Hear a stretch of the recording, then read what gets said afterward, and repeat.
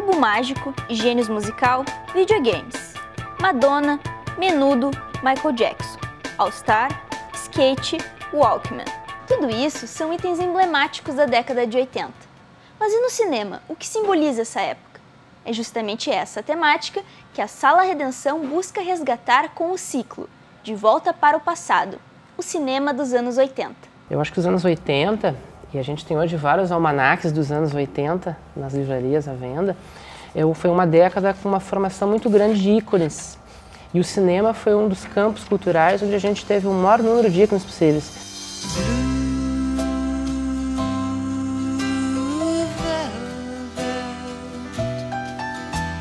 E a gente realmente entrou nesse processo de gravidez assim, dos anos 80 e começar a pesquisar e estabelecer critérios, porque às vezes tu queria um filme que não tinha disponível ou que não tinha boa qualidade para ser exibido aqui na Sala Redenção.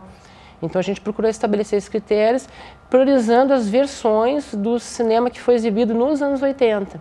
Porque com o advento do DVD, do Blu-ray, tu passou a ter a versão estendida, a versão do diretor, né? E a gente queria proporcionar às pessoas que elas pudessem revisitar o filme que elas realmente viram nos anos 80. A gente chegou a ter uma lista de mais ou menos 40 filmes, né? E a gente foi reduzindo justamente para tentar oferecer ao público o que realmente impactou naquele contexto. A gente estava vivendo um momento político bastante importante. Se a gente for pensar, sobretudo, no momento do Brasil, foi bem no momento da abertura.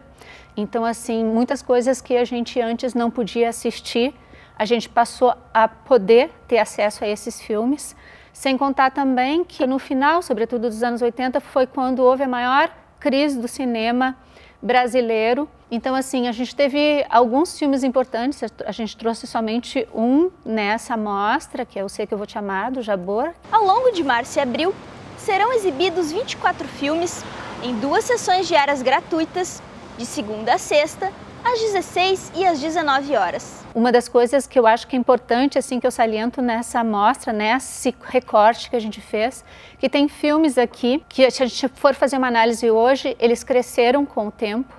Tem alguns filmes que continuam importantes e tem alguns filmes que, na verdade, tiveram uma grande importância naquela época e que hoje são filmes que tiveram importância somente naquele momento. A gente vai iniciar com Betty Blue. Foi um filme que foi muito visto naquela época e depois, hoje, quase não se fala tanto nele.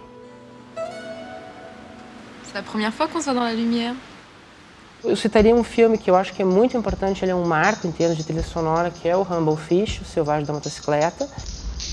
Yeah, looks like we're gonna have to fight ourselves, huh? A gente passa a ter uma retomada da questão de chamar o compositor para pensar a trilha sonora e não apenas usar músicas que já eram gravadas por outros artistas. Sobre o cinema independente, né, a gente tem um filme Sexo, Mentiras e Videotape, do Steven Soderbergh, e que na época foi um marco para o cinema independente. Have you ever been on television? Talvez um dos filmes mais emblemáticos da década, que ele é trabalhado em várias dimensões, que é o Blade Runner mesmo. Né? Se trabalha muito para discutir a questão de modernidade, pós-modernidade, futurismo. O Conto de Nova York, que na verdade são 3 filmes, né? Temos a presença do Coppola, do Scorsese e do Woody Allen. Make a left on the next corner. You're going the long way. Mom, I know how to drive to the cemetery. Yeah, you know.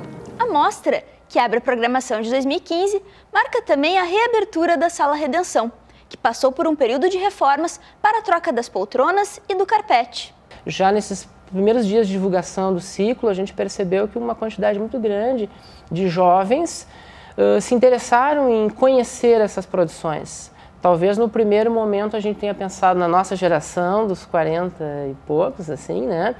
Da gente poder rever isso e trazer os nossos amigos que viram com a gente quando a gente tinha 18 anos, mas também atingir esses novos públicos, né? E hoje eu acho que a gente está vivendo, nos últimos 2 anos, sobretudo um renascimento da cinefilia em Porto Alegre. E além disso, assim, poder rever os filmes na tela. Porque a gente consegue ver isso via internet, a gente consegue ver via DVD, mas visitar o cinema eu acho que é muito importante. Para mais informações, acesse o site da Difusão Cultural.